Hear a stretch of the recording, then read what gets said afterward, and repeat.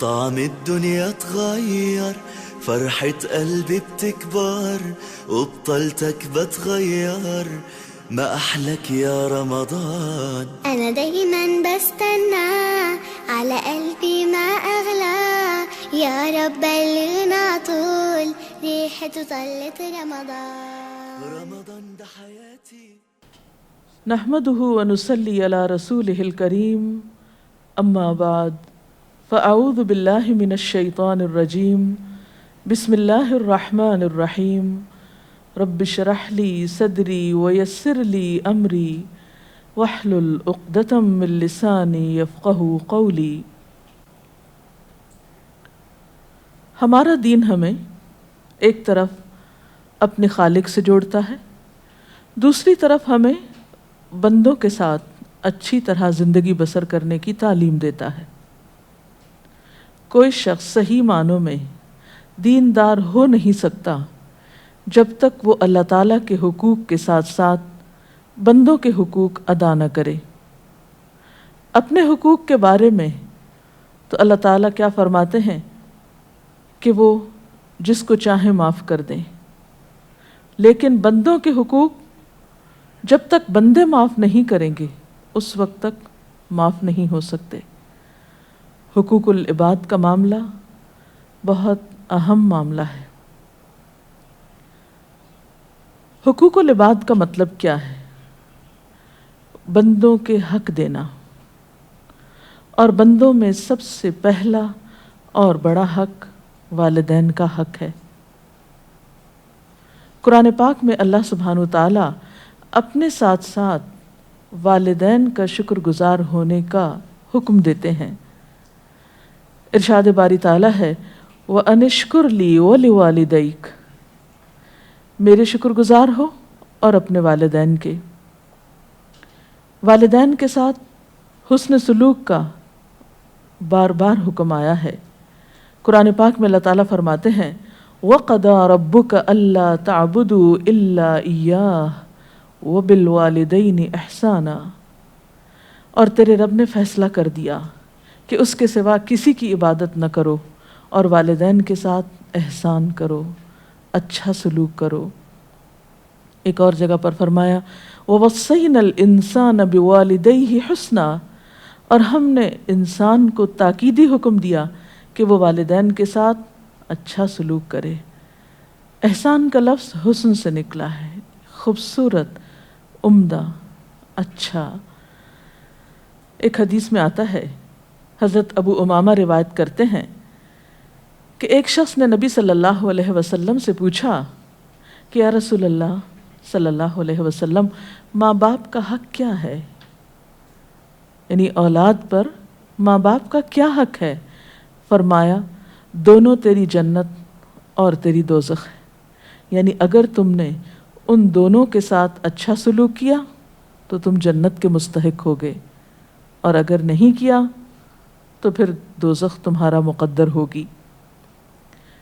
سوال یہ پیدا ہوتا ہے کہ والدین کے ساتھ احسان یا حسن سلوک کس طرح کیا جائے، اور اس میں کیا کیا چیزیں شامل ہیں تاکہ ہم اپنے والدین کا حق صحیح طور پر ادا کر سکیں۔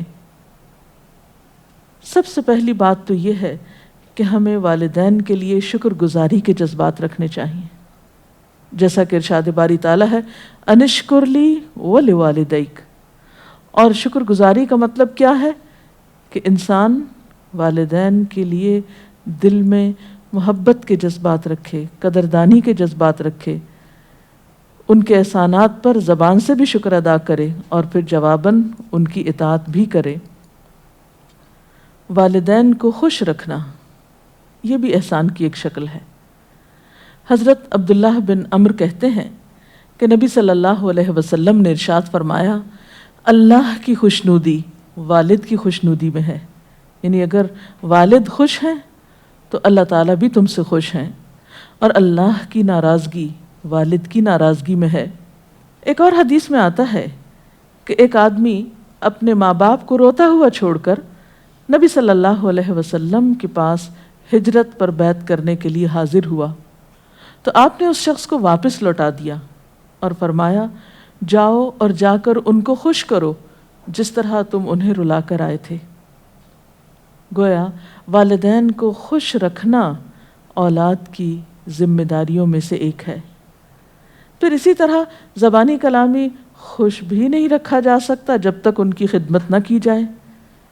اس لیے حسن سلوک کی ایک اہم کڑی کیا ہے کہ سب سے پہلے والدین کی خدمت کی جائے۔ اس سلسلے میں ہم دیکھتے ہیں کہ آپ صلی اللہ علیہ وسلم نے فرمایا، وہ آدمی ذلیل ہو پھر ذلیل ہو پھر ذلیل ہو، یعنی 3 بار آپ نے یہ بات فرمائی۔ لوگوں نے پوچھا کہ اللہ کے رسول صلی اللہ علیہ وسلم کون آدمی؟ فرمایا وہ آدمی جس نے ماں باپ کو بڑھاپے کی حالت میں پایا، دونوں کو پایا یا ان میں سے ایک کو پایا، اور پھر ان کی خدمت نہ کی اور اس طرح جنت میں داخل نہ ہوا۔ تو گویا والدین کی خدمت جنت میں داخلے کا ذریعہ ہے، جنت میں داخل ہونے کا طریقہ ہے۔ اسی طرح ایک اور حدیث میں آتا ہے کہ ایک شخص آپ کے پاس جہاد کرنے کی غرض سے حاضر ہوا، تو آپ نے اس سے پوچھا کہ کیا تمہارے ماں باپ زندہ ہیں؟ تو اس نے کہا جی ہاں۔ آپ نے ارشاد فرمایا جاؤ اور ان کی خدمت کرو، یہی جہاد ہے۔ یعنی اگر والدین کی خدمت کرنے والا اور کوئی نہیں تو ایسے شخص سے تو جہاد بھی ساقط ہے۔ اسی طرح والدین کے ساتھ عاجزی اور انکساری کے ساتھ پیش آنا یہ بھی حسن سلوک میں شامل ہے۔ قرآن پاک میں اللہ تعالیٰ فرماتے ہیں وَاخْفِضْ لَهُمَا جَنَاحَ الذُّلِّ مِنَ الرَّحْمَةِ، اور ان دونوں کے لیے اپنے کندھے جھکا کر رکھو مہربانی کے ساتھ، یعنی ایک طرف مہربانی ہو اور دوسرے ادب اور احترام ہو۔ حضرت ابو ہریرہ نے ایک بار 2 آدمیوں کو دیکھا، ایک سے پوچھا یہ دوسرے تمہارے کون ہیں، یعنی یہ تمہارے ساتھ کون جا رہے ہیں؟ تو اس نے کہا کہ یہ میرے والد ہیں۔ تو آپ نے ان کو تلقین کی کہ دیکھو ان کا نام نہ لینا، یعنی نام سے نہیں پکارنا، کیونکہ یہ ادب کے خلاف ہے۔ کبھی ان سے آگے نہیں چلنا اور نہ کبھی ان سے پہلے بیٹھنا، یعنی ادب و احترام میں یہ چیزیں بھی شامل ہیں۔ ایک اور روایت میں آتا ہے کہ اللہ تعالیٰ نے موسیٰ علیہ السلام کے پاس وحی بھیجی کہ اے موسیٰ اپنے ماں باپ کی توقیر کرو، یعنی عزت کرو، اس لیے کہ ماں باپ کی عزت کرنے والے کی میں عمر بڑھا دیتا ہوں، یعنی جو شخص اپنے ماں باپ کی عزت کرتا ہے، ان سے عزت سے پیش آتا ہے تو اس کی عمر میں برکت ہوتی ہے، اور اس کو ایسی اولاد عطا کرتا ہوں، ایسا بیٹا عطا کرتا ہوں جو اس کی عزت کرتا ہے۔ یعنی والدین کے ساتھ حسن سلوک ان نیکیوں میں سے ہے جس کی جزا انسان کو دنیا میں ہی مل جاتی ہے، اور فرمایا جو ماں باپ کو ستاتا ہے میں اس کی عمر کم کر دیتا ہوں اور اس کو پھر ایسی اولاد دیتا ہوں جو اس کو ستائے۔ پھر اسی طرح والدین کے ساتھ محبت سے پیش آنا چاہیے۔ والدین کے درجے میں استاد آتے ہیں جو انسان کے روحانی والدین ہوتے ہیں، اسی طرح شادی کے بعد ساس سسر بھی والدین کے درجے میں ہوتے ہیں، اسی طرح خالہ کو ماں کی جگہ پر بتایا گیا ہے۔ کچھ اور روایات سے ہمیں پتہ چلتا ہے کہ والدین کی زندگی کے بعد والدین کے دوستوں کے ساتھ اچھا سلوک کرنا وہ بھی اللہ تعالیٰ کو راضی کرتا ہے، ان کے ساتھ حسن سلوک بھی اجر و ثواب کا باعث ہے۔ قرآن پاک میں اللہ تعالیٰ فرماتے ہیں وَوَصَّيْنَا الْإِنسَانَ بِوَالِدَيْهِ حُسْنًا وَإِنْ جَاهَدَاكَ عَلَىٰ أَن تُشْرِكَ بِي مَا لَيْسَ لَكَ بِهِ عِلْمٌ فَلَا تُطِعْهُمَا، ہم نے انسان کو ماں باپ کے ساتھ بھلائی کرنے کی وصیت کی تھی، اگر تیرے ماں باپ تجھے میرے ساتھ شریک کرنے کو کہیں تو ہرگز ان کی بات نہ مان۔ کیوں؟ اس لیے کہ اللہ تعالیٰ کا حق ماں باپ کے حق سے بڑا ہے۔ مخلوق کی اطاعت اسی وقت ہوگی جب کہ وہ اللہ کی فرما برداری میں ہو، نافرمانی میں نہ ہو۔ پھر اسی طرح محبت کے ساتھ دیکھنے اور پیش آنے کے ساتھ ساتھ گفتگو میں بھی محبت، ادب و احترام اور نرمی ہونی چاہیے۔ قرآن پاک میں خاص طور پر تلقین کی گئی فَلَا تَقُلْ لَهُمَا أُفٍّ وَلَا تَنْهَرْهُمَا، ماں باپ کو اف تک نہ کہو، یعنی اگر کوئی بات ان کی ناگوار گزرتی ہے، تمہیں ناپسند آتی ہے تو جواب میں اف نہ کہو، اور نہ ہی ان سے جھڑک کر بات کرو، بلکہ اس کے برعکس نرمی سے گفتگو کرنی چاہیے۔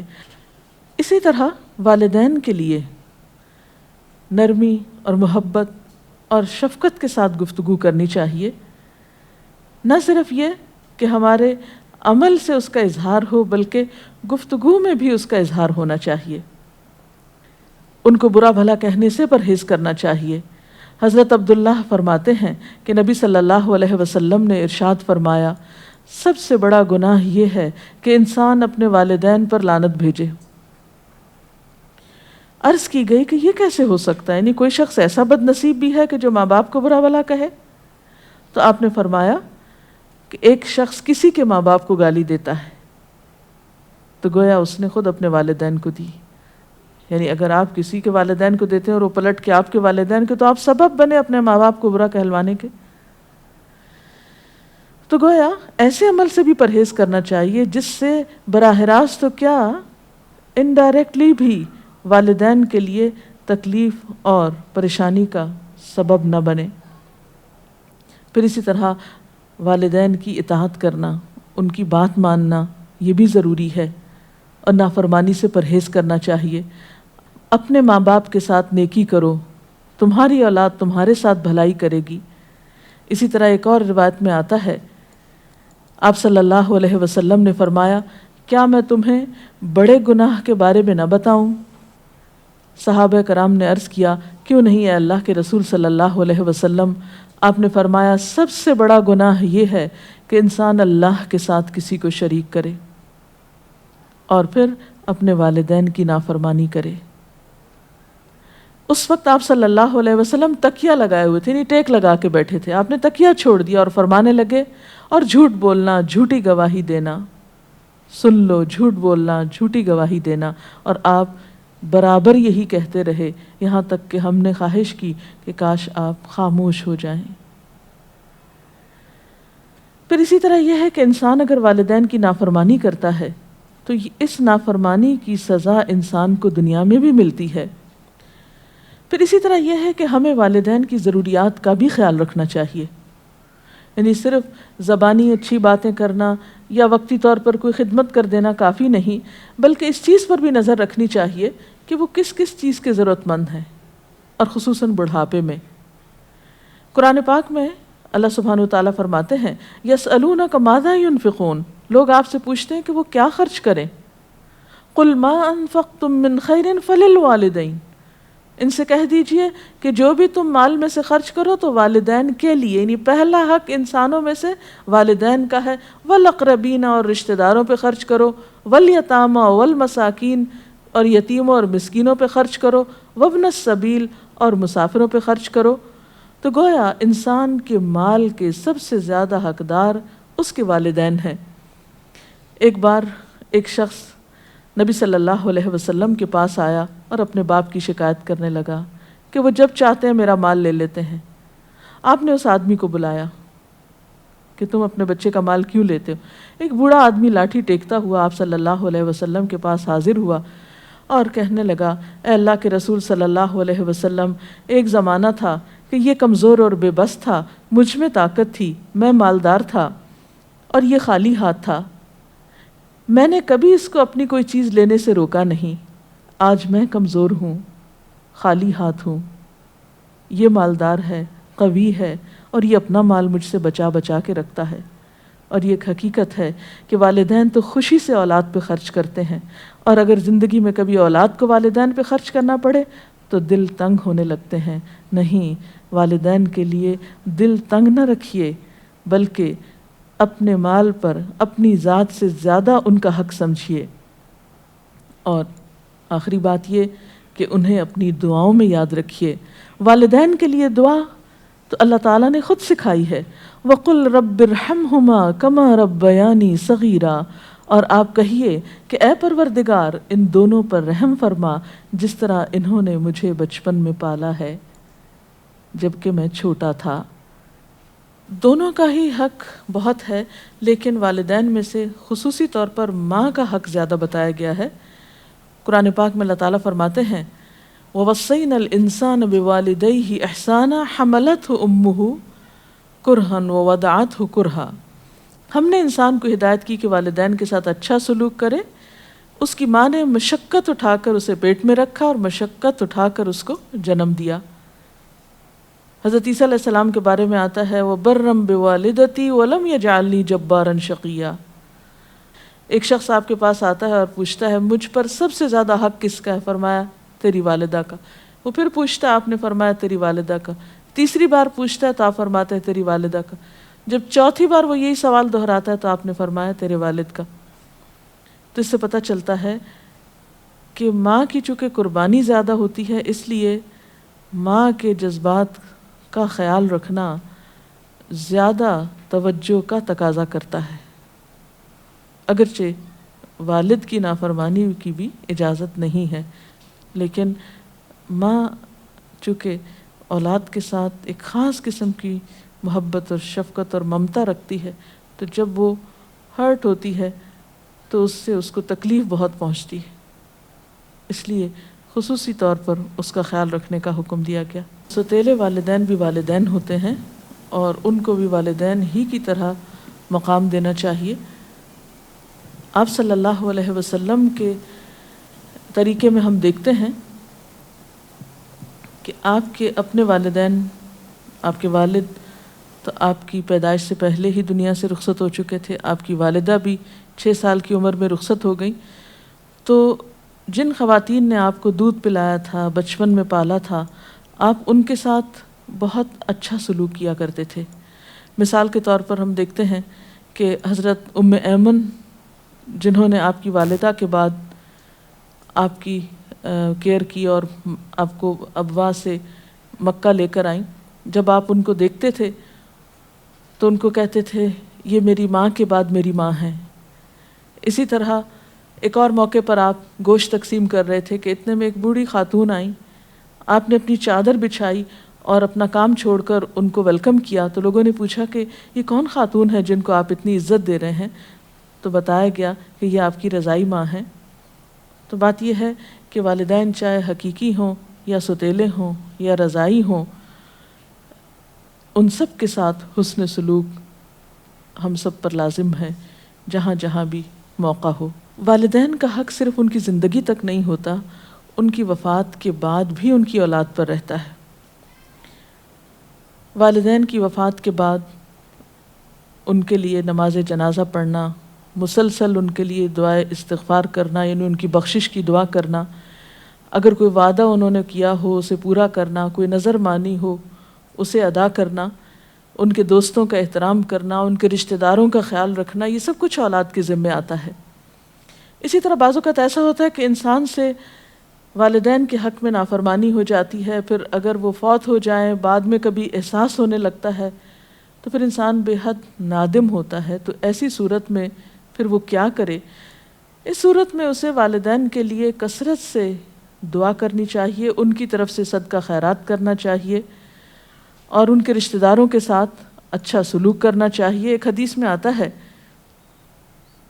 کہ جب انسان فوت ہو جاتا ہے تو اس کا عمل ختم ہو جاتا ہے، 3 چیزیں بعد میں بھی فائدہ دیتی ہیں، جن میں سے ایک نیک اولاد جو والدین کے لیے دعائیں کرتی ہے۔